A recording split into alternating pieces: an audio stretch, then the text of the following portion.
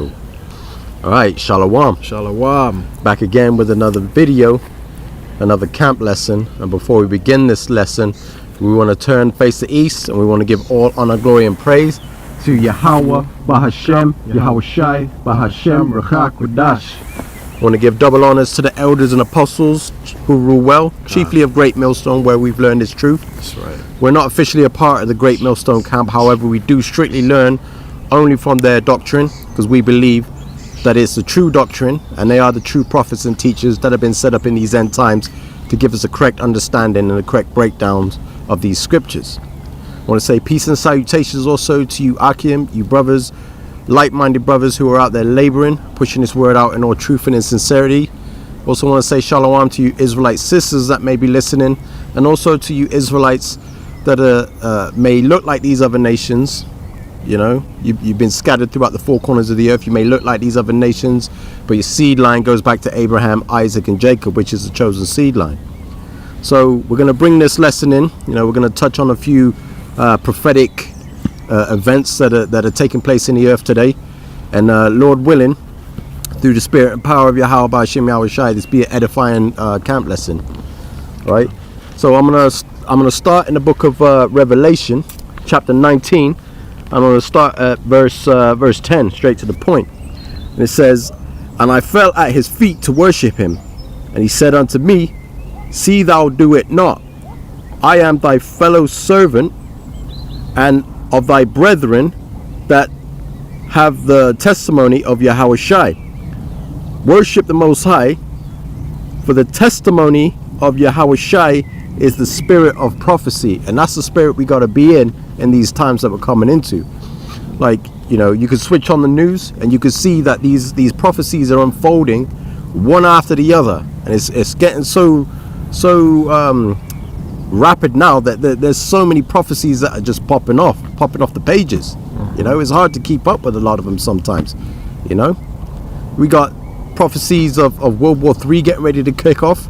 You've been seeing like all these events in the news. The Iranian president, you know, his helicopter crashed, so-called, right? You know, obviously there's a bit of controversy behind that, because, you know, that's going to ramp up this war. Exactly, you know? Exactly. You got the, I think it's the ICJ or the International Criminal Courts. I think it's the ICC, right? Issuing an arrest warrant for the Israeli PM, Benjamin. Not a nail, nada. Yeah. Not a nail, nada. You know, but yeah, not a J-double-O. That's it, right? So, you know, you got all that ramping off. You know, you got America now sort of not seeing that arrest warrant as what do they call it? I'm trying to think of the word. It's like not valid. Yeah. Or they don't recognize it. We have a jurisdictional complaint here, in that we don't believe the ICC has jurisdiction. Who does have jurisdiction here? So the government of Israel has jurisdiction over the occupied territory. We have jurisdiction over Gaza, which is not entirely occupied. They have jurisdiction into looking at the actions by their so military personnel. If they have a complaint, they have to bring it to Israeli courts. We have jurisdiction, and we with the use of our equipment. I'm sorry. How do you have jurisdiction? With the use of our military equipment that we have provided. How do you have jurisdiction? If you look at the Leahy law, if you look at that's not jurisdiction in a criminal process. That's not in the criminal process, but it has to do with the determinations that we make and the policies that flow from it. But Matt, long term, you were right that we want to see. You used to work for DOJ, Matt. You were on. There's no U.S. does not have jurisdiction. There are different. I wasn't referring to criminal jurisdiction, Matt. There are different ways to look at this. Long term, we agree with you that the Palestinian people should be a state that has have the ability to make these determinations. But that's not where we are today. That's where we're trying to get. They're the ones that set it up to hold countries accountable to not commit war crimes. And then the country that is actually committing the war crimes, which is America's ally, now it's not recognized. You know, they don't follow their own rules because these devils lie, man. I bet that they didn't think that he was going to tell us this. The ICC prosecutor who issued the arrest warrant for Netanyahu and his foreign minister said that he was threatened by high-level officials and was told that the ICC was built for Africa and thugs like Putin, not for Western leaders. And I'm going to play the clip so you can hear it straight out of his mouth. But they are no longer being quiet, and they are saying the loudest part out loud. Leaders speak to me and be very blunt. This court is built for Africa and for thugs like Putin, was what one senior leader told me. They're corrupt. That's like right. The scriptures say, man, they're the ungodly. They're corrupt. You know, it says that in Psalm 73. You know, Yep. these people are just dirtbags, man. you know? That's right. And you know, all these events that are unfolding in the news is leading to that mighty war that's coming, World War III, right? You know, I was speaking to my brother before we started this lesson, and we were going into articles that they're sort of releasing now about, you know, the draft, you know, or in the UK they call it conscription. Mandatory national service in the British Army ended more than 60 years ago, but it could soon be brought back to life. We will introduce a bold new model of national service for 18-year-olds. Rishi Sunak hopes the policy will capture attention at the start of a long election campaign. Under his plans, all 18-year-olds would choose between a year-long military placement or community volunteering 1 weekend per month for a year. That could include helping the police, fire service, NHS or care sector. What I am doing is proposing a bold new model of national service for 18-year-olds. They'll be able to choose to spend 12 months in a full-time military commission or 1 weekend per month volunteering in roles within your local community, like delivering prescriptions and food to elderly people or in search and rescue. No.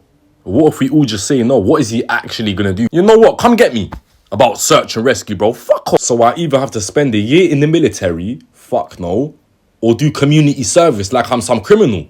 Fuck no. We're not doing that. You can't try to come to Gen Z with this whole thing. If World War III was to happen, the UK's fucked. All other countries have their youth on ropes. Look at China, Russia, these sort of countries. And then look at the UK and the US. You think you could really get me to go spend a year in the military? God forbid this country ever goes to war, bro. You're going to have guys in the trenches doing faceman videos going like this. Lip sync. And I love how we're saying we get to choose and then gives us two options which we have to pick. That idea will never get off the ground, and if it does, come get me. And that's also falls into prophecy as well. So when we, you know, dig into it, you know, you understand that even it was written that these things were to come to pass. You know, I'll bring it out if you want. yeah, can't. So in the book of 2nd Ezra, chapter 16, I believe it's I'll start at 33 because this is a future prophecy as to what is meant to take place in the earth, okay, mainly America, Babylon the Great. But it basically is telling you that the men are gonna have to go to war, man, and they're gonna die in those wars, man, okay, which is gonna bring about the prophecy of Isaiah 4:1, because there's gonna be a shortage of men. There's a scripture in Isaiah 13 and something also. It says how the Lord will make a man more precious than fine gold. Lord willing, I'll bring all those out in a minute, but let me go ahead and read this. This is 2nd Ezra chapter 16 in the Apocrypha, and I'll start at 33. It says, the virgins shall mourn, having no bridegrooms. The women shall mourn, having no husbands. Their daughters shall mourn, having no helpers. So the women are gonna mourn because the men are there's gonna be a shortage of men, man. Okay? So they're gonna mourn, meaning, you know, for those that might not know, meaning that they're gonna lament, they're gonna be very sorrowful, okay? Because they ain't gonna have the help they need. Feminism is going out the window, man. All this Miss Independent, I can do it myself and all that bollocks, man. All that bull crap.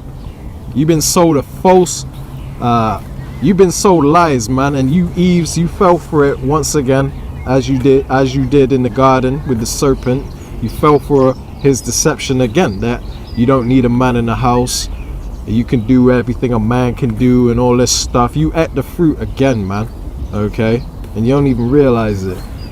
But it's letting you know right here that you women are gonna be sorrowful when your husbands ain't around, because you know you need a man.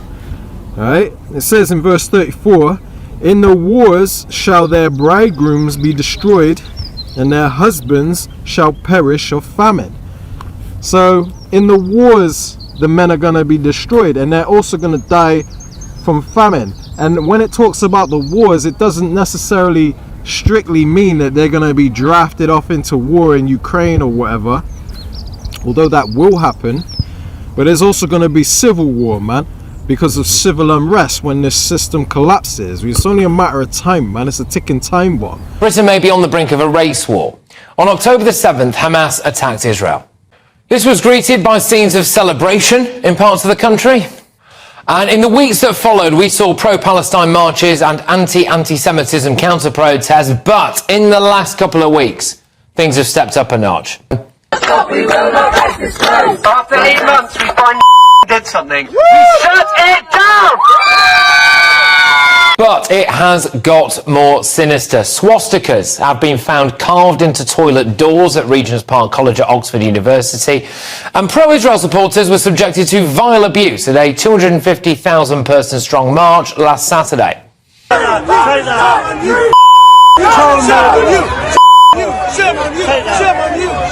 can see the red paint just scrawled across the front of the Phoenix Cinema there. And now the pro-Israelis have had enough, and they are turning up in serious numbers.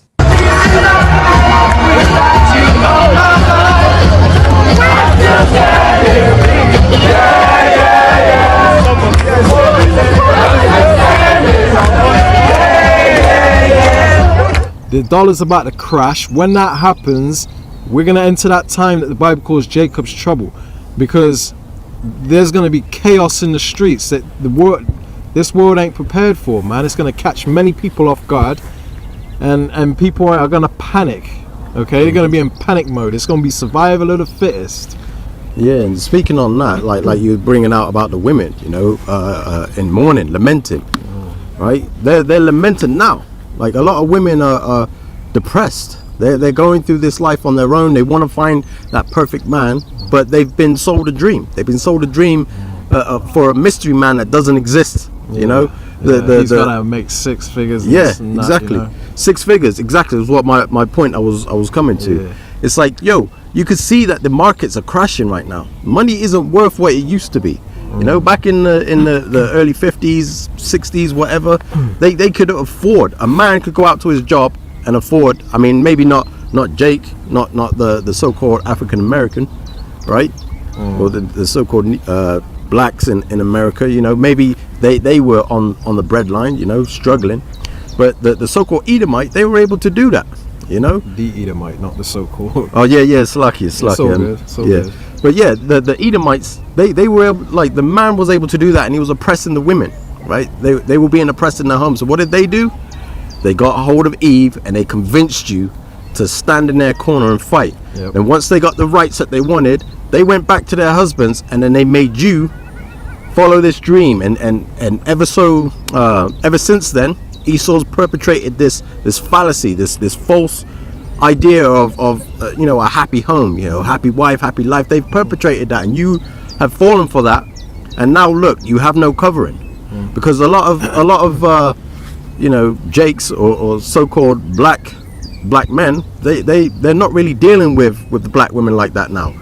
I mean, obviously, you know, I speak for myself as a man. I would prefer a so-called black woman, you know. I'd definitely prefer that. But am I going to go out and seek one? Probably not right now, because a lot of them are out of order, you know. There's not many righteous women that are out there. But the thing that I was sort of touching on in regards to the money, the finances, the markets are about to crash.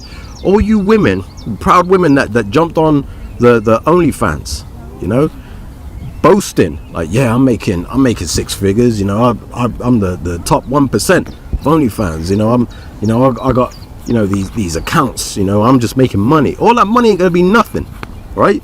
And all that's gonna happen is the men, right, that have seen everything that you've got to offer, because you've just laid it out there for, you know, you sold yourself for a bit of money. Now the money isn't worth anything, but all these men have that image in their head of what you look like. because you've displayed it. What do you think's going to happen during Jacob's trouble? You know, and you ain't got no protection because, you know, nobody wants to deal with you. You know, it's not looking good for you women out there, right? Yeah, because you know the scripture that I just read, it says that the men are going to die in a war and a famine. Now, the reason that they're going to die of famine is because when the system collapses and it all kicks off, the prophecies are just going to happen simultaneously, man. It's going to speed up, and one of the prophecies is famine, man. With war always comes famine, okay? People seem to think they don't really know history like that, so they're living in this false reality, this false sense of security, and thinking that famine ain't gonna touch them in this so-called first world country, man. When you're dead wrong, okay? You haven't seen the effects of this war yet, because it hasn't reached that point yet. But it will. It ain't gonna die down, man. You gotta prepare yourself. Only the wise are gonna do that. Yeah, and you can even look up what they did in Venezuela. Like the economy crashed, you know, and then a lot of those Venezuelans were making their way to the US. Like, you can listen to some of the stories from the women, like what was happening to them on that journey up to, you know, so-called freedom. Find a lot of condoms alongside the river, and I would interview the women or ask them, why do you have birth control? Why do you have condoms with you? And then their response is, well, if we're going to be sexually assaulted, at least we have protection. We can ask the man, at least, you know, wear a condom to either prevent a pregnancy or a sexually transmitted disease. A lot of women, they're traveling with their children, you know, on their own, and they'll carry condoms with them, and they'll be traveling in groups of people. They'll be looking for some type of safety, so they'll look to the men in the group, say, hey, well, if I stay with you, will you take care of me? And they don't have anything to give them, so they offer themselves. And you know, I'm not going to say that they call it a developing nation, so they're not rich like America, right? America's live lavishly, you know, the land of the free, the home of the brave, you know, like the country's going to collapse, and it's like, yo, you're just going to be in dire straits. So I think when my brother was bringing out that scripture earlier, it was going into the fact that you women are going to mourn. Like, you're going to be in bad shape, because the men that are left over, they're not going to be trying to protect you, they're going to be using you. Yeah, there's going to be wickedness out there. Everybody's going to resort to their animalistic, fleshly instincts, man. Exactly. And men are deprived, man. I saw an article the other day where this man was an Uber driver, had a woman in the back, and he just sat in traffic, started pulling out his wiener and masturbating with her in the back. Like, that's how insane people are in these end times, man. There's pure demons out there on these people, on these 2/3. That's why a man of the Lord is gonna be precious and fine gold, because they're in their right mind. The Lord has cleaned us up. We're not gonna take advantage of these women when they're vulnerable, okay? We're not gonna go around actually abusing if I can say, you know, you get what I'm saying. We're not going to go around actually abusing these women, okay, during that time when they're vulnerable, when they can't call 911. Yes, you won't be able to call 911, 999, whatever. You ain't going to be able to call the police, man. You ain't going to call Esau for protection. All of that is out the window. That's why the Lord is getting ready to humble you women, man. Let me just bring out Isaiah 4:1, right? It says, and in that day, right, that time period that the Bible calls Jacob's trouble, okay, basically when this system collapses and there's no food anywhere and all hell breaks loose and you can't call 911, can't call the ambulance, okay, you can't even call your neighbor to protect you, your friendly neighbor, because he's going to be one of them, okay, waiting for that day where he can get his hands on you, you know what I mean, fantasizing over you. You don't know how sick and twisted these men are out here, man. These 2/3 and stuff, man. So it says, Isaiah 4:1, in that day 7 women, which 7 represents completion, it doesn't mean exactly 7 women, 7 women shall take hold of one man, saying, we will eat our own bread and wear our own apparel, so we're going to provide our own food and clothing, okay. And women are these days, you try telling a woman you got to share a man alone, let alone provide your own clothing and food, man. Man, if he ain't making six figures and if he can't do this for me, that for me, all these high expectations, these delusional expectations, man. The Lord says right here, this is going to be your mindset during that time, because you're going to realize that you're, above all, money ain't going to protect you. You need protection from a man of the Lord, man. So it says, in that day, Isaiah 4:1, in that day 7 women shall take hold of one man, saying, we will eat our own bread and wear our own apparel. Only let us be called by thy name to take away our reproach. So you women are going to want protection. You're going to want that shame taken away. The shame of being a Miss Independent, I don't need a man and all. You're going to do a 180, in other words, man.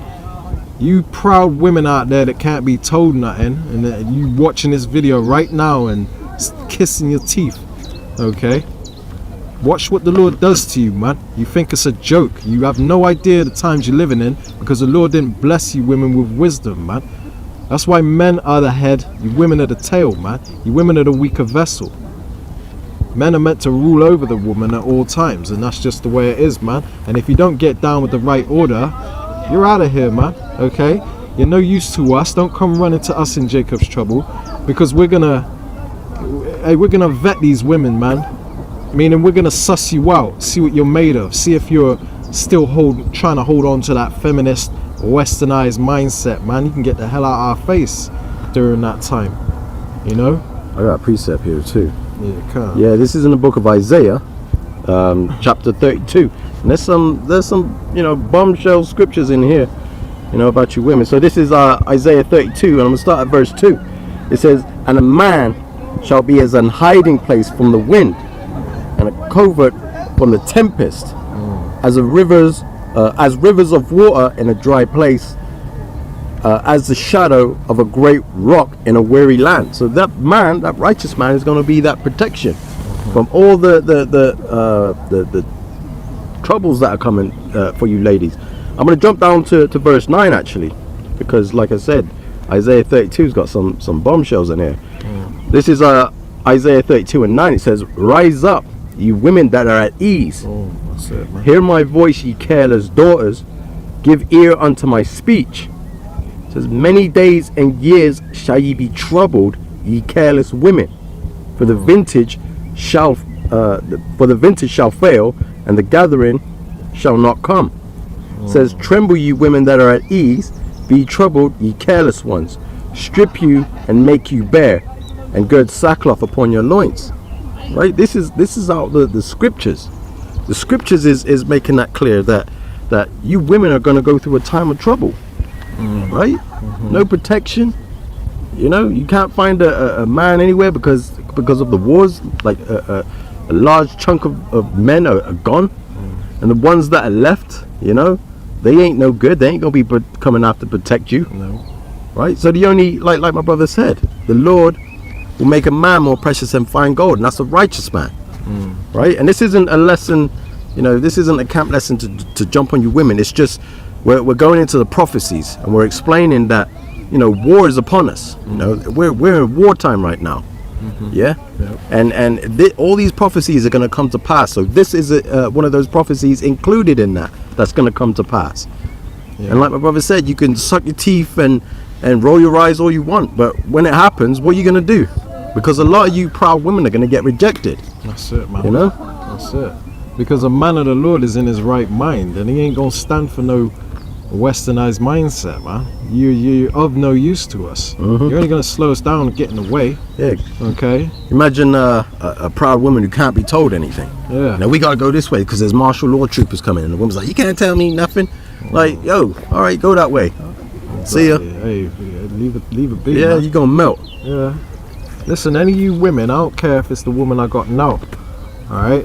While everything's peaceful, any of you women get in our way during Jacob's trouble, man, you're out of here, man. Okay. And we're gonna take on women if we need them. We're not gonna take them on because Isaiah 4:1 says we can have as many girls as we want. So, because we're in a righteous mindset, okay. Us that the Lord is truly dealing with. Okay, we ain't thinking of Isaiah 4:1 as like some rap video where we can just have bare girls in our arms noshing us off. You know what I mean? It ain't even like that, man. We ain't thinking on that level. That's wickedness, man. The Lord has cleaned up the new rulers of this earth. Lord willing, we be them men. I don't want to jump the gun and say that's us. But if we endure to the end and the Lord keeps dealing with us, man, you know what I mean? Then, hey, we're in the right mindset to rule and to have multiple wives, man. And we're not just going to pick wives because we can. Oh, let's go wife shopping. You know?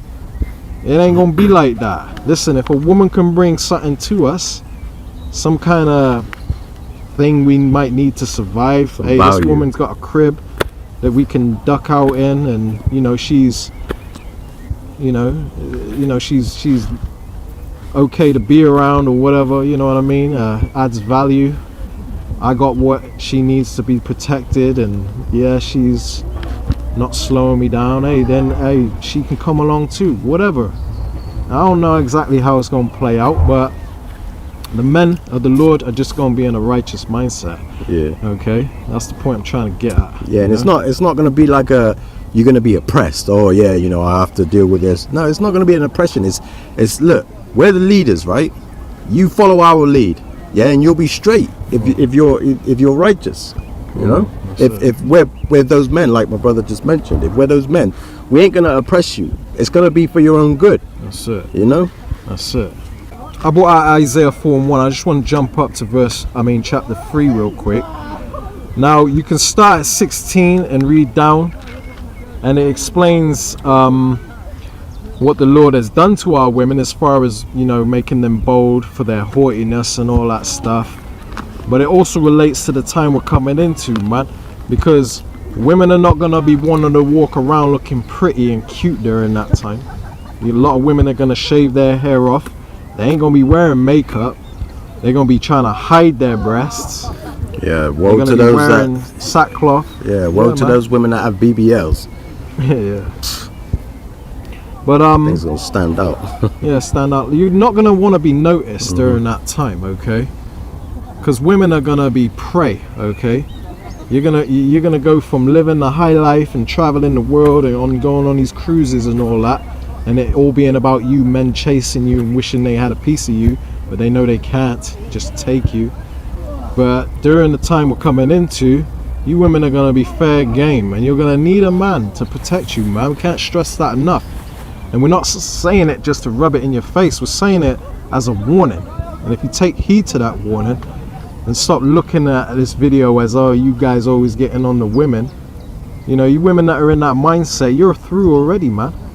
But the ones that cleave to the wise, to wisdom, cleave to the prophets, those are the ones that Lord loves. The Lord said he loves none but he that dwelleth with wisdom, man. He, she, you know, a person that dwells with wisdom. Alright, so I just want to, like I said, I want to read Isaiah chapter 3. And I'm going to start at verse 24. You can start at 16 and read on down. But I'm going to, for the sake of time, the point is in 24 and 25. It says, and it shall come to pass that instead of sweet smell, you know, you women smelling nice, you like to take care of yourself, you like to impress people, you know what I mean? Even if you don't like men ain't shit, all that, you still try to impress them, you still try to look cute, you know, you like the idea of them liking what they can't have. It says, and it shall come to pass that instead of sweet smell, there shall be stink. You women are gonna stink because, for one, you're not gonna want to smell nice because you don't want to attract men, and for two, you're not gonna have access to your feminine products and stuff, man.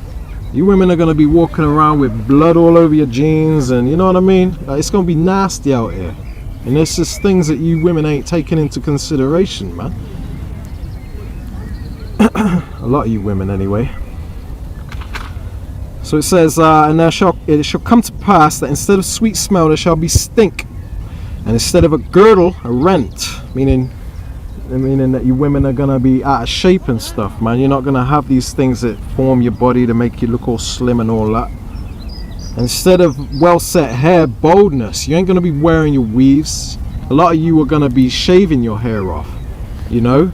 And you women were cursed with boldness for your haughtiness anyway. You know, you'll get that back in the kingdom. But on this side, you try to bypass these curses, you put weave in your hair, put these other nations' hair in your hair, on your head, wearing these hair hats. But you ain't gonna want to wear them during that time, man. You ain't gonna be trying to look cute. It says, and instead of a stomacher, a girding of sackcloth, okay, and burning instead of beauty. You're just basically gonna want to look ugly as possible, so that men ignore you. Because I mean, not that that's gonna really help, because a lot of men out there, they'll take a wet hole, man. They don't care if you're a walking sex doll to them. You know what I mean? I'll say it. You know, to a lot of men, they don't care if you're ugly, but it will help to make yourself not look pretty, because those are going to be the biggest targets, man. It's going to be hell for you women that are beautiful, or you Instagram models, or you women that strive to be Instagram models, man. You women that have been conformed to this Western society and all about trying to cake your makeup on and look beautiful as possible. Hey, man, you really have no idea about the times you're coming into. So it says in verse 25, it says, thy men shall fall by the sword, and thy mighty in the war. So there you have it again, a precept backing up what I brought out earlier in the book of 2nd Ezra, chapter 16. That the men are going to die by war. There's going to be a shortage of men out here. And the ones that are left over, they're going to be demons. You ain't going to want to run to them. So the man of the Lord is the man that's going to be as precious as fine gold that these scriptures are talking about, man. Okay. So it says, and her gates shall lament and mourn, and she being desolate shall sit on the ground. You're going to be in a low place. You ain't going to be up on your high horse anymore. You're going to sit on the ground, okay? I was going to say where you belong, but I ain't going to be cold like that. Because you women that are in order, you don't belong on the ground, okay? But, you know, you women that are out of order, you're going to get in your rightful place, like the dog you are, okay? Because us men don't look at it, real men don't look at you as the prize. You're not the prize, we're the prize. And you're going to realize that very soon, okay? That the men of the Lord are the prize. I don't care how it sounds, this is the truth, man. Okay? Yeah, so, yeah, just touching on the point, like we keep reiterating about, you know, the times that we're coming into. This is the book of Ecclesiastes, chapter 3. We'll start from the top. It says, to everything there is a season and a time to every purpose under the heaven, right? It says a time to be born and a time to die, a time to plant and a time to pluck up that which is planted. It says verse 3, it says a time to kill and a time to heal, a time to break down and a time to build up. So, you know, eventually, you know, we're gonna, you know, this isn't our rest right now, so we can't, you know, think that we're going to be able to build things up in this kingdom and you know, sort of live in this Israelite community and everybody come together, because we're not there. Like, it's not that time, right? I'm going to jump down to verse 8, which is the point. It says a time to love and a time to hate. We're in that time right now. You know, the love is gone. You know, you're seeing the hate. You know, they're bringing out these news articles and news reports about hate speech, you know, and all, you know, you're starting to see things waxing worse and worse and people getting more cold. It says a time to love and a time to hate, a time of war and a time of peace. And that's the time we're coming into, a time of hate and a time of war, right? It says the time of peace is once the Lord comes back. Once the Lord comes back and establish the kingdom and the elected, you know, delivered, you know, hey, it's going to be a time of peace, man, forever, an eternal peace. But right now, we're in that time of hate and a time of war. And another thing I want to speak on, if I may, as far as the time of hate goes, it's a time for you to realize who your enemy is, okay? And stop loving them, okay? Yeah. There's nothing wrong with hating your enemies. Why would you love the devil? These people are and you know who I'm talking about, these damn Edomites, man. These cave niggers, as I like to call them, man. They're the real niggers. Anyway, these cave monkeys, man, they're the real enemy, okay? They're the devil that the Bible speaks of. Why would you want to love the devil, okay? I know it sounds like hate speech, you know, you black Hebrew Israelites, Always talking about hating people, hating. Why don't you just love everybody? Why don't we all come together in love? We tried that for too long, man. This is the time I hate.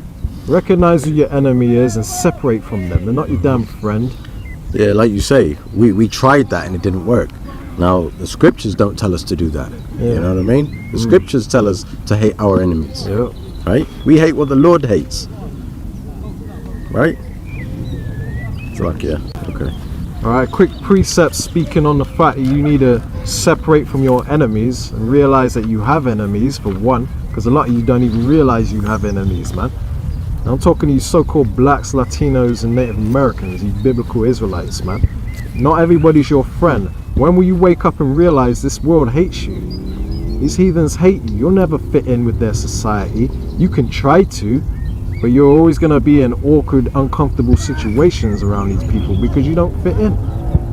You need to come back to the Lord, man, and come back to the righteous of your people, okay? And the enemies of your people are your own people too. And they're also the people of your own household. Scriptures say a man's foes will be those of his own household.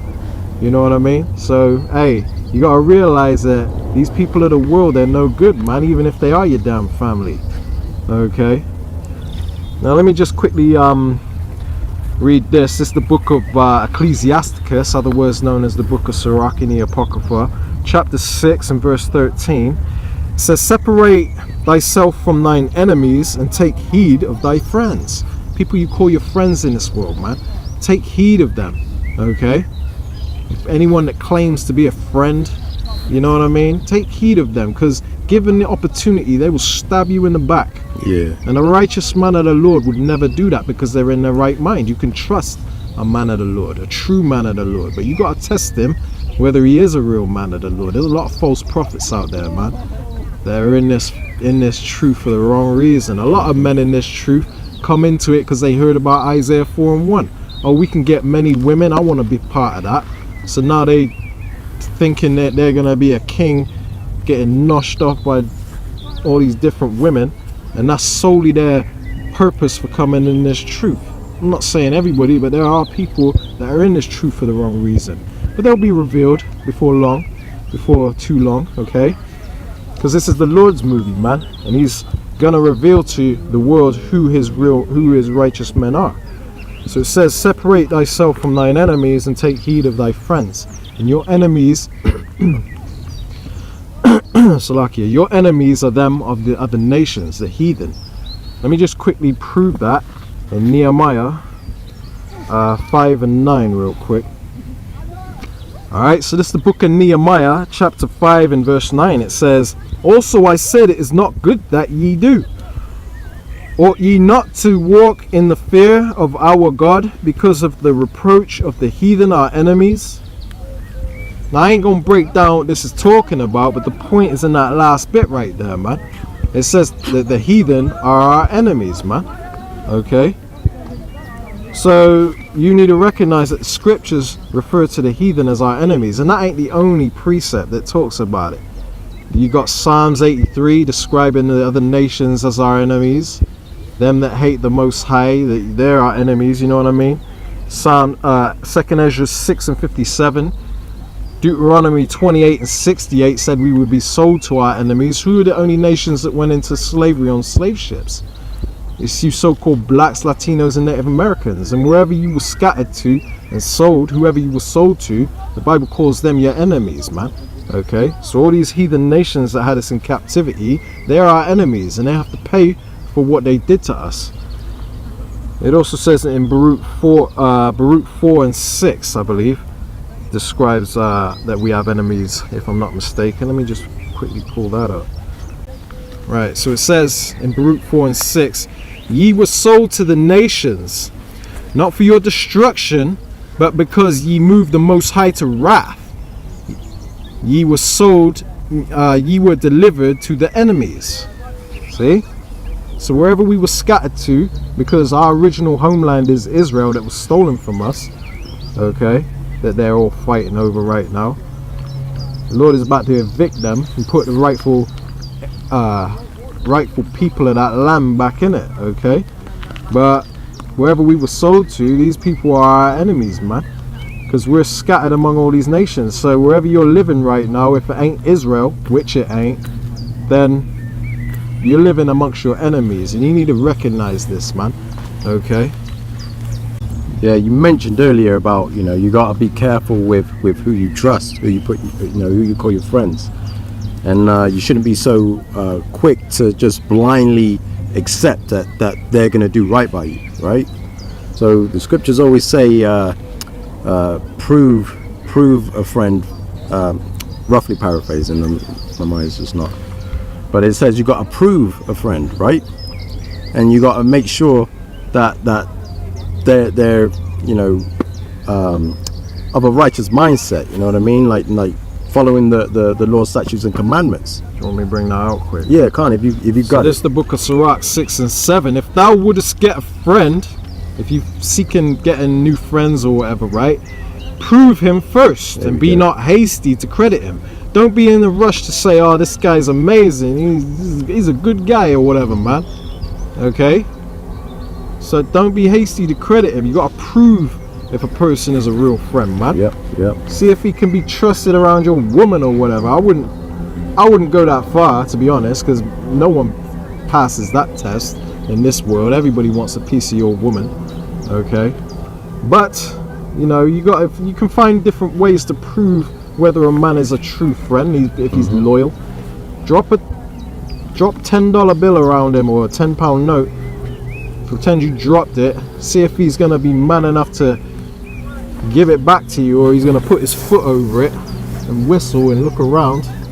You know what I mean? Yeah, pick it up later and not tell you about it. You know, prove if a man's a loyal. Yeah. Another thing that you mentioned as well. About, you know, some brothers join the truth because they believe that Isaiah 4:1 is going to be a rap video, right? And you know, it says all things are lawful but not expedient. You know, that's right. This is the precept I wanted to get out, because when you mentioned that, I was like, look, that's true. Some people will join this for their own selfish reasons. They won't do it from you know, seeking the Lord and pleasing the Lord. It's pleasing their own flesh. And this is in the book of Matthew chapter 24. I'm gonna start at verse 4. It says, and Yahushua answered and said unto them, take heed that no man deceive you. It says, for many shall come in my name, saying, I am anointed, and shall deceive many. Right? So you got to understand, Yahushua even understood that there's going to be people that come in with ill intentions. Right? They're going to act like, yeah, I'm down with the movement and down with the cause, and then go completely left. You know what I mean? We're seeing it even in these camps today. Some of the doctrines that they started out with ain't the same doctrines that they're speaking now. You know, they've gone way left. They've gone way left. You know, certain things that you read in the scriptures, they're doing the complete opposite and then trying to justify it with the scriptures. You know what I mean? Like, you know, you got to be careful. You got to be mindful. You got to let the spirit of discernment show you their true spirit. Like my brother brought out in that precept. Don't be so hasty to credit somebody. You know. Just because he's got on fringes and he's saying shalom and all that. You know what I mean? That don't make him a man of the Lord. Okay. Trust me. Slakia. There are many called and only few are the chosen. Okay. You got to recognize that. Many wolf in sheep's clothing, man. You know. I got a precept on deck actually. Well, a similar one. This is Matthew 7, and I'll start at 15. It says, beware of false prophets which come to you in sheep's clothing, but inwardly they are ravening wolves. It says, ye shall know them by their fruits. You know, like that scripture that said, if you would get a friend, prove him first. So you'll be able to know somebody by proving them, and seeing what their fruit is, seeing what kind of fruit they're producing. Because a righteous man can't produce wicked fruit, man. It's just not in his spirit. You understand? So you're going to know who is a true man of the Lord, or who is truly a part of the house of David, okay, part of the hopeful elect, okay, should I say, by their fruits, by what they're bringing out. You know, who they're following, who they're, the name they're calling on, the doctrine that they're pushing, whether they're trying to have a good time here and trying to, you know, get reparations or build land, all this meaningless stuff, or whether they're seeking the kingdom to come, man. They're storing up their treasures in heaven. You know, there's many ways you can tell who is a true man of the Lord. There's many red flags that you got to look out for to detect a wolf. Okay, but you have to have the Holy Spirit in order to discern that, to discern who's who. So it says in verse 16, Matthew 7:16, ye shall know them by their fruits. It says, do men gather grapes of thorns or figs of thistles? I mean, you can't get something nice out of something that produces stuff that's no good, man. If you get what I'm saying, okay? It says, even so, every good tree bringeth forth good fruit, but a corrupt tree bringeth forth evil fruit. So if a man tells you you can lie with your woman on the Sabbath, that the name of the Lord isn't important, which is taking the Lord's name in vain, might I add. You know, because a lot of people, when they hear that commandment that thou shalt not take the Lord's name in vain, that goes over their head. They don't really understand what that scripture is saying. It means, when you go back into the Hebrew, it's basically saying don't take the Lord's name as not important, man. That it don't matter. And then they come out with these lessons saying that, oh, GMS coming up with a name doctrine. The name is part of the doctrine. You have to have the correct doctrine, and if you don't have the name, you ain't got the truth. You ain't got the correct doctrine, man. You can't call him whatever you want, you know. So it says in verse 18, Matthew 7:18, a good tree cannot bring forth evil fruit, neither can a corrupt tree bring forth good fruit. It says every tree that bringeth forth not good fruit is hewn down and cast into the fire, the lake of fire. Okay, so all you false prophets out there, and you people that follow them, and don't repent, should I say, before that spiritual ark is shut, all you people that remain with these damn demons and are blinded by them, you know, the blind lead the blind into a ditch. You people, that ditch is the lake of fire, man. That ditch ain't something to be taken lightly, okay? When it says both shall fall into a ditch, it don't mean you're just gonna have a little, you know, a little bit of trouble here and there that you're gonna overcome one day. You know, a little something to set you back a bit, a little fall or whatever. No, man. Lake of fire, man. Nukes. Alright, it says, verse 20, close it out, it says, wherefore by their fruits ye shall know them. So you'll be able to tell who is a true friend, one that is teaching the truth, by their fruits. Okay? That's it. Yeah, I got a precept here, actually. So this is the book of 1 Peter chapter 5, verse 8. It says, be sober, be vigilant, because your adversary, the devil, as a roaring lion, walketh about, seeking whom he may devour. Right? So you got to be careful, man, because hey, the devil's got workers out here as well, man. You know what I mean? Yeah. Like the devil's trying to cause you to go off to so you be sifted. You know what I mean? Under the 501c3. There you go, man. They're the devil's workers too, man. You know? They're seeking whom they may devour. Okay? These people are Freemasons, and you know they're trying to fill their own belly, man. You know, as the scriptures talk about these people, they're basically trying to fill their own belly. I forget the exact precept, man. But yeah, even IUIC, right now, their doctrine, if I understand it correctly, it says that if there's a righteous man, an Israelite man, you know, a believer, and then his wife is not a believer, then he's to leave her to get with a woman that's under the same doctrine. Yeah, exactly. You know, which is completely off, right? So there's a scripture that says, you know, the unbelieving wife is sanctified by the husband, and the unbelieving husband is sanctified by the wife. Like, you know, what, like, how can you disregard that scripture? Exactly. Right? So that there shows you a clear sign that something's not right. Yeah. Like, hold on a minute, this scripture says this, but they're telling me this. Yep. Like, there's something ain't right. So the math ain't mathing. And that's how you can tell their fruit, man. Because if it don't line up with scripture, it means that there's no light in them, man. You know? If they speak not according to this word, it's because there's no light in them. Okay? Yeah. And that's their fruit. So when you see the red flags that these people are bringing forth wicked fruit, the scriptures say a good tree cannot bring forth evil fruit. So as soon as you spot it and you say, hey, these people are not teaching according to sound doctrine, you need to flee away from them, man. In fact, I've got a scripture right here on deck, and that's how the Spirit works, man, that basically speaks on that, right? Romans 16 and 17. Now, the point I was trying to get at was in verse 18, but the point on what I'm actually speaking on now is verse 17. So that's just the Spirit, man.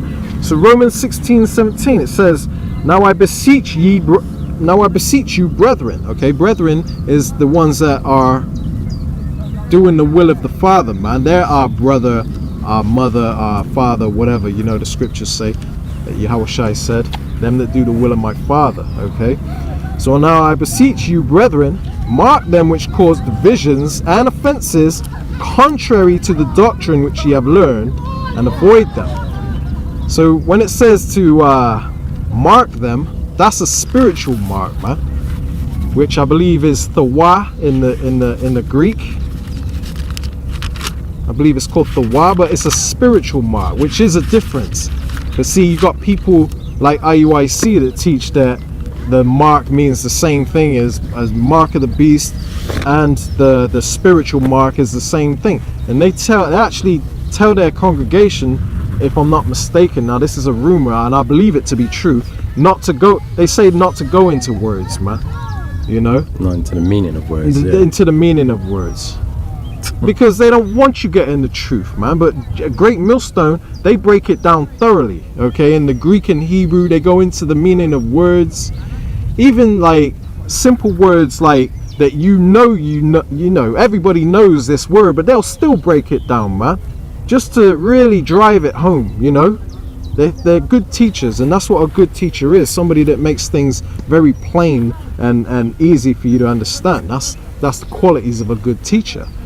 Those are the real teachers that the men have sent, the professionals. Not these people that say don't go into words. That's another red flag right there. That's another sign of wicked fruit, man. A real prophet, a real teacher would never tell you not to go into the meaning of words, man. And they will never say that the two words mean the same thing. But you got people that say, okay, John 3:16, where it says worlds, okay, that's cosmos, but then they'll try to cut John 3:16 by saying, oh, it's a different word for worlds, but they won't keep that same energy when it comes to the word mark. Okay, there is such thing as a spiritual and a physical mark, man. Which my point in that is that the mark of the beast is the RFID microchip, man. Okay. Now let me just read this again, okay? Romans 16 and 17. Now I beseech you, brethren, mark them, which means to watch them, you know. Mark them which cause divisions and offenses contrary to the doctrine which ye have learned, and avoid them. So if they're teaching something that's off according to what you've learned from Great Millstone, then mark them. They're bug outs. Stay away from them, avoid them, flee from them. I don't care how much of a bond you've made with them, it's time to let them go, man. And it ain't nothing personal, it's just that you care about your salvation and you believe that the choice you're making is the right one, and they'll have to understand. Okay, you know, it ain't hurting nobody if you're caring about your salvation. If they're true men of the Lord, which they claim to be, then they would understand. All right, so verse 18, it says, for they that are such serve not our Lord Yahushua Mashiach, but their own belly. They're only looking for their own thing, man. Okay, the scriptures say, he that believeth on me, as the scriptures have said, out of his belly shall flow rivers of living water. They're gonna flow nothing but truth out of their belly, which means your mind. Okay, so I'm going to read 18 again, Romans 16 and 18. It says, for they that are such, Salakia, serve not our Lord Yahushai, Hamashiach, but their own belly, their own mind. They're seeking their own will, man. Okay? Whether it be to gain riches or to gain followers or to gain some sort of respect in this kingdom, some sort of reverence. Yeah, man. It says, and by good words and fair speeches deceive the hearts of the simple. And that also goes into those little gimmicks that they do, little sound effects. When they think, oh, GMS just got bodied, and then they'll have the rumbling sound like Charlie Sloth. Explosions. Yeah, explosions and cut, chopping sounds. Swords. Shing. Man, that's all gimmicks, man. Okay, these people are clowns and they're fooling you. Alright, and you know who I'm talking about. And it's not only one camp that does that either. Okay.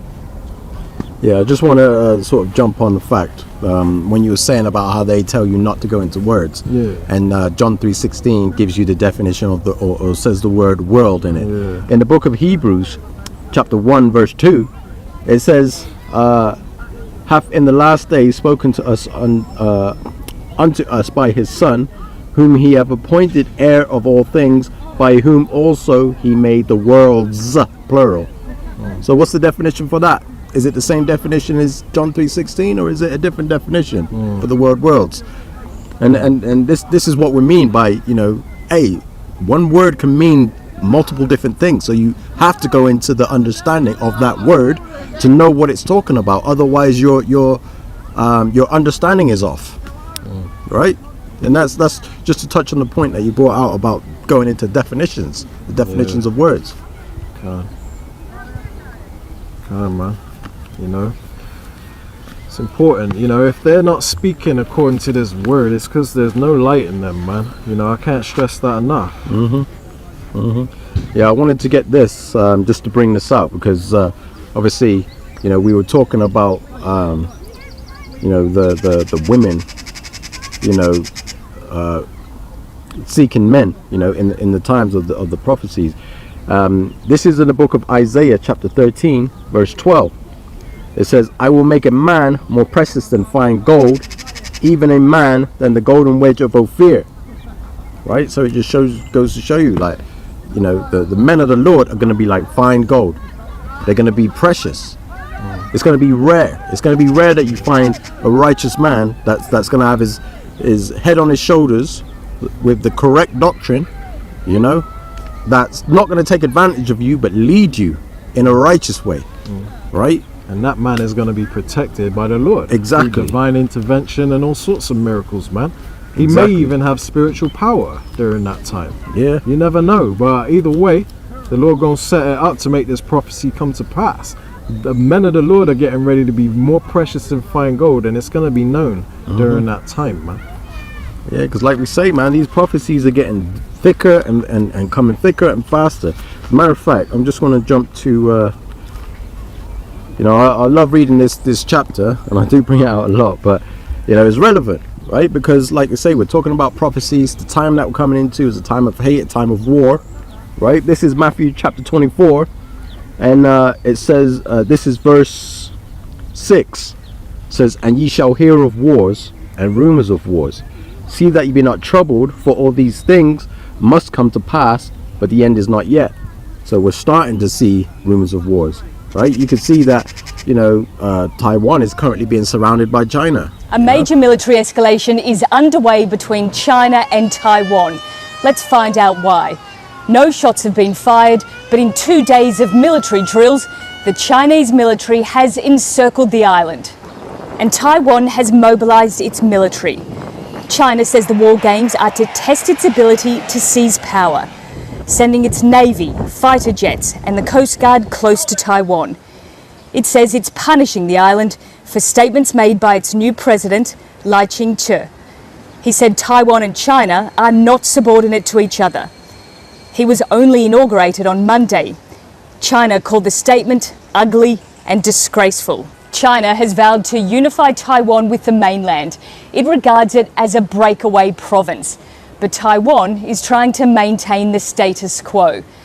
Things haven't looked this tense in the Taiwan Strait in almost 2 years. That can kick off at any moment, and that, you know, anything that goes wrong there, like, you know, it's almost like being in the forest, right, during the summer months, and everything's just dry, and all it takes is that one little spark, and boom, everything goes up in flames, right? That's literally where we are right now, right? You got Ukraine getting ready to you know, step their levels up, you know, in the sense of going after Russian, like striking Russian territory.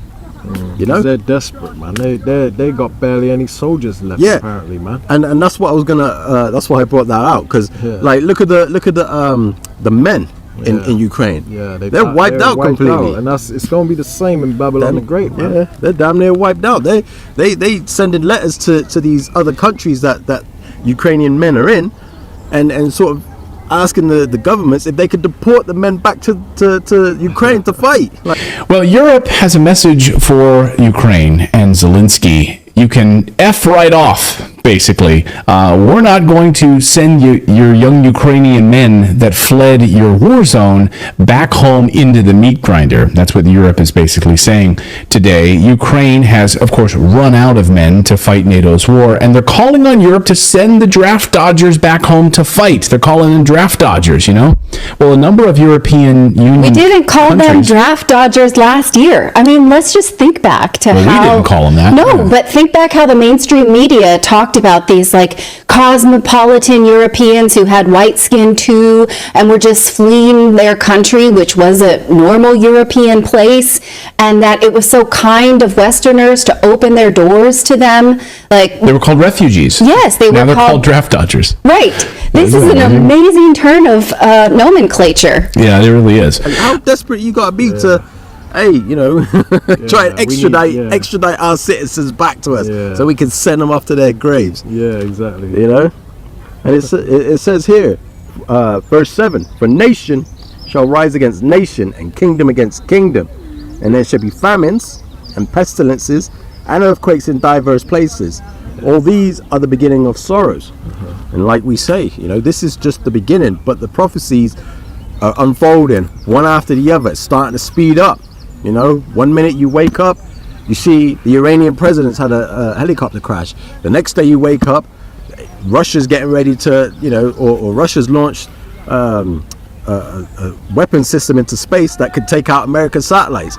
You wake up the next day, and you got flipping, you got China surrounding Taiwan. It's like, yo, one thing after the other just keeps kicking off. And then you got the beast system, the digital system, that's coming into effect, and it's just getting ready to be rolled out. Yeah, because they're making advances in that brain chip technology. That's man. right. You know, which is more showing who has the truth, man. It's becoming more evident who has the truth, you know. So what can you show us that as a demonstration of what you can now do? Here we go. This is the Link app. This is how I control everything. This is the app that they've uploaded onto my computer that lets me control the cursor. This is my devotional that I've been reading all the time, every day. And then this is me playing chess. So wait a minute. You're moving the cursor. You're moving the cursor, Nolan, just by thinking about where you want it to go, or is it your eyes? No, it's just me thinking about wherever I want it to go. Oh man! So Yeah, you're not so- even tracing it with your eyes. You're just looking at it. Nope, I can move it, and I can move the cursor around, whatever I would like to do. I don't have to be staring at it at all. I mean, it's amazing. There's not even words to describe. Yeah, there's not even words to describe how amazing this tech is. What Neuralink is and what the goal of it is. We put a chip in your brain to control your mind. Yeah. Okay. People stop being fucking stupid, man. Right. When they crash this economy, man, this is going to be the new currency, man. Right. You're going to have to put your right hand and your forehead out to go ahead and buy and sell in this economy, man. All right? Are you going to sell your soul to Satan, or are you going to get your head fucking chopped off, man? Right. That's the choices that's coming in these days, man. Right. You can laugh and scoff, talk all the shit you want in your mind, but the Lord going to judge your ass, man. Right. All right? This is a serious matter, man. Right. It ain't no more time to be playing around with your people, man. Right.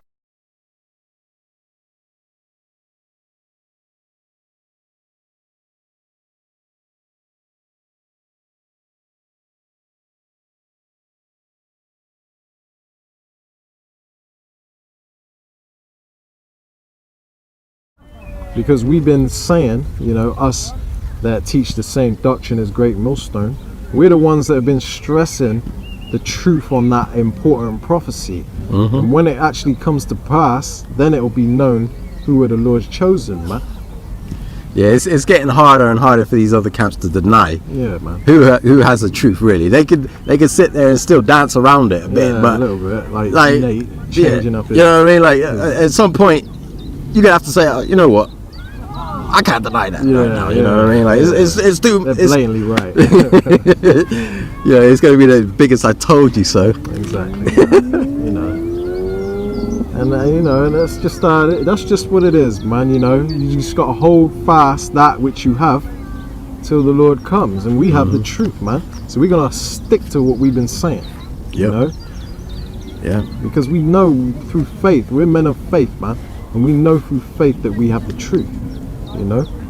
That's right. But you know, in the end, we'll get our glory, man. Because right now, people are mocking and scoffing, but then they're gonna be like, "Oh shit, those GMS brothers were right." Alright, I brought out 2nd Ezra's 16 and 33 earlier about the virgins shall mourn having no bridegrooms. Right, the men are gonna die in the war. All right. So I want to read on because I meant to do that earlier, but I just want to mention there's a little bit more meat there I don't want to leave out. Verse 35, so this is 2nd Ezra 16 and 35, and I'm going to read on down. Hear now these things and understand them, ye servants of the Lord.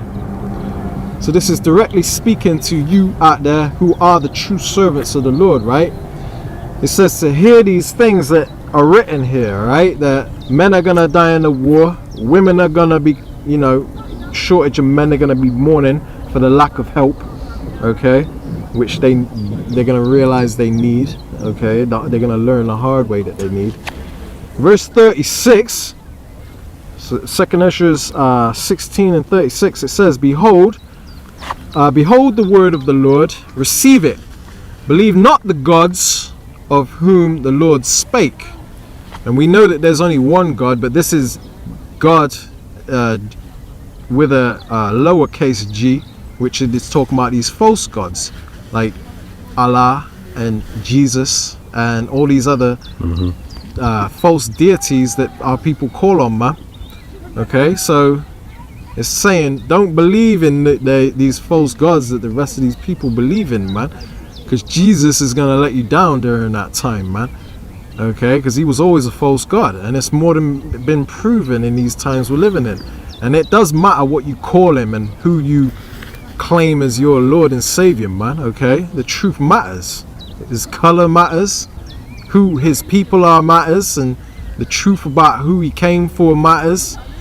Because if you're worshiping this character Jesus that they gave you, then it means that you've had your chance to learn the truth, you've had access to the truth, but you denied it. So you're just gonna have to call upon the gods you've chosen and let them deliver you in your time of trouble, man. Yeah, and you're going off as well, because the Lord says you shall have no other gods before me. That's right it. So if you're worshiping Jesus, I don't even like to use that name, right? But we will for edification's sake. Yeah, but forever, yeah, exactly. But like you're worshiping this guy, you're now taking your attention away from the Lord and giving it to this man that's dead.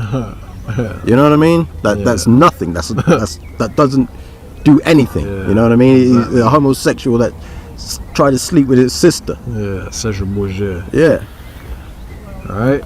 So verse 7, 2nd Ezra 16 and 37. It's like it says, behold, the plagues draw nigh, meaning they're drawing near. Okay. The plagues that the Bible talked about: famine, war, death, pestilence. You got the WHO talking about bird flu and all that. You know what I mean? So they're trying to get this thing going again, man. They're talking about worldwide lockdowns and stuff, man. Yeah, they're also to mention power outages. Yeah, you know, like you got the UK government website getting the people prepared for such events, almost as if they know something's coming. But man, that's right. You know, and these are all part of the plagues that are drawing nigh and not slack. They're drawing near. All right, it says, as when a woman with child in the 9th month bringeth forth her son, within 2 or 3 hours of her birth, great pains compass her womb, which pains, when the child cometh forth, they slack not a moment. Right? It says, even so shall not the plagues be slack to come upon the earth, and the world shall mourn, and sorrow shall come upon it on every side. Meaning, when this thing really starts to kick off, Jacob's trouble, hey man, these plagues are gonna, listen, it's gonna be left, right, and center, man. Like right now, everybody's all over TikTok talking about what the hell is going on in the world. First we had this, we had COVID, we had this, and they're all panicking. Now we got World War III about to happen, and you know, that ain't even, listen, this is the beginning of sorrows, man. That ain't even the icing on the cake. You ain't seen nothing yet. This is why the Lord sent the prophets, man. The prophets have been out here 30 plus years giving the warning, because that's how serious this situation is, man. And that also shows you the mercy of the Lord, because the Lord could have just, boom, done. Yeah. But he's giving you the opportunity, 30 years, the opportunity to repent and come back to him and just follow his ways. That's right, because the Lord is just in everything he does. So when he destroys your ass with nuclear fire, and the scriptures say how they're going to curse the Lord because of the hail, the great hail and stuff, which is the nukes. When this happens, people are going to be pissed off and cursing at the God of heaven. You know, the creator of the earth. They're going to be cursing him out, man. But hey, he's not in the wrong. He's not the bad guy, because he gave you plenty of warning, man. But what did you do with it? You abused his prophets, wanted to call us black Hebrew Israelites in error. You wanted to call us a hate group, a cult. All these things that you said, we were fear mongers. We need to lighten up. All these things, man. Hate preachers. Racists. You know? But hey, you're gonna have to, hey, if that's the stance you want to lean upon, if that's what you want to lean upon, that where these things that you say, then good luck with that, man. Because you didn't recognize the prophets when they came. The prophets ain't no goody two shoes fake ass Christians, man. Like, we down to earth and we're real people. We don't sugarcoat nothing. Alright? We show you who we are. We ain't scared to say a little curse word. I'm not saying it's okay to curse like a sailor, but it just means that we're not hiding nothing, man. We're honest people. We're not going to put on a face and pretend like we're these really nice people. We're going to show you who we are, man. We're real people, and that's who the Lord is dealing with, man. Verse 40, 2nd Ezra 16 and 40. Oh my people, alright? Speaking to the Israelites, not all nations. That's all the Lord is dealing with, is the Israelites. And like we say in the beginning of all of our lessons, an Israelite can look like another nation. You ain't got to look like Wesley Snipes to be an Israelite, okay? It's not about skin tone. So if you look like a so-called white man, blonde hair, blue eyes, or a so-called white woman, for an example, you know what I mean? You could still be an Israelite if this message resonates with your spirit. Yeah. Because only an Israelite can receive this. This is why this is speaking to his people. No matter what nation you've been scattered to, or what you may look like. Yeah, because right? like you say, you know, or when we came in with the lesson, it's like it goes through the chosen seed line. If you're of that chosen seed line and you're a blonde-haired, blue-eyed, you know, Aryan, you still go back to the chosen seed line, right? It ain't about the skin color or the outward appearance. That's it. It's about your bloodline. Where's your bloodline goes through? And like my brother said, when you bring out the scriptures and it resonates with you, that's a sure sign that you potentially could be a Israelite. You know? Yeah, because a heathen can't repent. They can't clean up their ways and keep the laws, man. They can't be born again, okay? A heathen is a heathen, and they're not the Lord's people, and that's just how it is. But you can look like a heathen, and if you have the ability to repent and cleave to the prophets and listen to the voice of the Lord, then you're an Israelite. And that's just what it is, man. Alright? Anyway, reading on, man. Verse 40, 2nd Ezra 16 and 40. O my people, hear my word, which comes from the mouth of the prophets. Make you ready to the battle, which means the times that we're coming into, okay, because all hell's about to break loose and we are at war right now, whether you understand it or not. There's wars on all fronts. Information war, you know. Wars in spiritually high places. Yeah, exactly. But we're at war, man. It's the forces of good and evil, okay? It says, make you ready to the battle, and in those evils, okay, the time of Jacob's trouble, it says, be even as pilgrims upon the earth. Meaning, a pilgrim is somebody that ain't got a place to settle. They're traveling. You know what I mean? They're a traveler. They're not comfortable, alright? They can up and go anytime. They ain't settled. They ain't trying to build a house here and dwell in it. You know what I mean? I'm gonna stop there. Alright, so basically, don't get comfortable, alright? Because things are about to change, man. It's all about to kick off, man. Yeah, I got a quick precept. You got to be in the right mindset. Yeah, come. Yeah, this is the book of 1 Thessalonians, chapter 5, and I'm gonna start at I'm gonna start from the top, verse 1. It says, "But of the times and the seasons, like we were talking about earlier, there's a season and a time for everything under the heaven." It's I'm gonna start again. It says, "But of the times and the seasons, brethren, ye have no need that I write unto you." We don't need to tell you where we are right now. You know, the times that we're coming into. Yeah. Yep. It says, "For yourselves know perfectly that the day of the Lord so cometh as a thief in the night." And the reason it's going to come as a thief in the night because people ain't paying attention. They ain't following along with the prophecies. They're not interested, right? Yeah. So it's going to come upon them like unawares. They're not even going to notice until it happens, right? And then they're going to be in trouble, you know, up shit's creek without a paddle. You know what I mean? It says, verse 3, "For when they shall say peace and safety, then sudden destruction cometh upon them as travail upon a woman with child, and they shall not escape." Right? So when you think about a woman who's pregnant, as soon as that water breaks, she's going into labor. That's it, and she's not going to hold that labor. No, back. you ain't going to stop it. You know what I mean? Yeah. We've already got to that point now where the water's broke. You know, these pains are coming, right? And there ain't nothing going to stop it. That prophecy is going to be fulfilled, and it's going to come. You know how they say when a woman's about to give birth, she gets quicker contractions. You know, the contractions get stronger and faster. You know, until the baby's getting ready to push. That's where we are. You know what I mean? It says, verse 4, "But ye, brethren, are not in darkness, that day should overtake you as a thief." That's it. Right? It says, "Ye are all children of light, and the children of the day. We are not of the night, nor of darkness." Meaning, hey, there's brothers out here that are staying in these prophecies, that are keeping an eye on the events that are taking place in the world. Hey, we understand the times that we're coming in, so it's not gonna come as a shock to us because we can see it coming.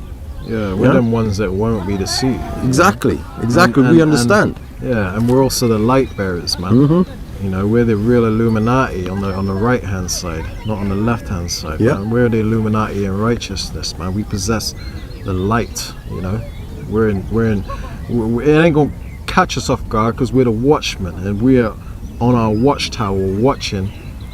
You know, a lot of people say, "Oh, I don't get into conspiracy theories." Hey, we dive head first into that shit, man. Okay, we're looking for the next so-called conspiracy theory, man. Yeah, because you could even say to if you look at the events that are taking place over in Israel right now, right? You know, a lot of them, they're saying, well, we're doing this for the peace and security, the peace and security of our country, the peace and security, the peace and stability. You know, you're hearing a lot of those words, right? And what did the scriptures say? I'm gonna just read it again. It says, "For when they shall say peace and safety, then sudden destruction cometh upon them as travail upon a woman with child, and they shall not escape." Meaning, hey, this thing's gonna escalate. It's gonna go boil over. Whatever you want to emphasize it as is what's gonna happen. It's going to kick off. It's gonna get. It ain't gonna get peace and safety because we ain't in a time of peace. We're in a time of war. Yeah, and it's gonna boil over till it becomes nuclear, man. Yeah. Those nuclear weapons were not created to sit on a shelf and look pretty. They're gonna be used. They're not gonna collect dust. You know what I mean? They itching to use these things. These people, these world leaders are madmen. Okay, if you haven't noticed. Okay. You know, the elites, they have all the money in the world to do what they want. You know, at some point, when you have everything, what else is there to do? Now it's time to meddle in the affairs of people's lives, because they put themselves in that God complex. But they're megalomaniacs, you know what I mean? They're ready to torch this thing. Because what else have they got to lose? Diabolical mad scientists, man, and they're itching to use their new toys, man. Exactly. They spend all this money on these bunkers. state-of-the-art bunkers and state-of-the-art weapons. You don't think they're gonna be like, oh, come on, man? Like, they're looking at their red button like, I just wanna touch it. I bet they sat there like, I shouldn't. I just want to touch it. You know what I mean? That's the spirit they probably got on them right now. But the Lord's like, nah, not yet. You know, a few more things gotta come to pass before that day, but it's gonna happen. I'll let you press that button, and then it's all over for you from that point. You know, but they're gonna think that evil thought. Yeah, and they're gonna press that button. That's it. You got like all these prophecies, like signs in the heavens. You know, we've had the eclipse. You know, all the people that were bugging out. The eclipse. You had that event that took place in Portugal with that meteor. You know, like all these things that are happening in the heavens. Like, this is exactly what the scriptures have told us is going to happen. And what's funny is that event, that meteor, that was very spiritual, because that come out of nowhere while everybody was partying and doing their thing. And that's exactly how the day of the Lord is going to sneak up on these people, man. Yeah. That's immediately what I thought of when I saw that. I was like, yeah, that's how the day of the Lord going to sneak up on your ass, catch you off guard, man, in your security when you're having fun or whatever. Yep. You know, people are eating and drinking, giving in marriage. You know, just like the days of Noah, man, when the flood came and took them away. We're living in them times again. This time it's going to be nuclear fire, man. Yeah. It ain't going to be water, okay? Yeah, because we had that the Northern Lights. You know, we got that app, the sun as well. The sun, a lot of activity. A lot of activity. That's signs in the heavens too, man. You know, but that ties in with that. But yeah, man, like brother just said, man, we're in those times, man. Like, and if you ain't prepared for it, you're gonna be caught unawares. You know, and hey, man, I would say good luck, but you ain't gonna have it, man. You know what I mean? Like, if you ain't got the Lord, then you're through, basically. Ain't no in such a nutshell. thing as luck anyway. Exactly. Yeah, man. Got anything else? No. All right, we'll close it out here then. You know, Lord willing, you've been edified through this lesson. All right. Just warning you of the times we're living in. You know, Spirit had us get on Eve a little bit. You know, because of the severity of it, and we wasn't even planning on talking about you Eves like that, man. Yeah. It just so happened that, hey, that's the way the Spirit led us again. You know, and we can't stress it enough, all right? It ain't about us constantly getting on the women. Don't look at it like that, man. The Spirit of the Lord is directing our you know, these lessons, and it's got to the point where you women, it's urgent that you get yourself right, get yourself a man of the Lord, get yourself a hedge of protection before that day, because I'm telling you, it's gonna be Jacob's trouble's about to be way worse for you women in that day, man. All right. Anyway, Lord willing, you've been edified through this lesson. We're going to close it out, all right? Give all honor, praise, and glory to Yahweh, Bahashem, Yahweh Shai, Bahashem, Ruach HaKodesh. All right, Shalom. Shalom.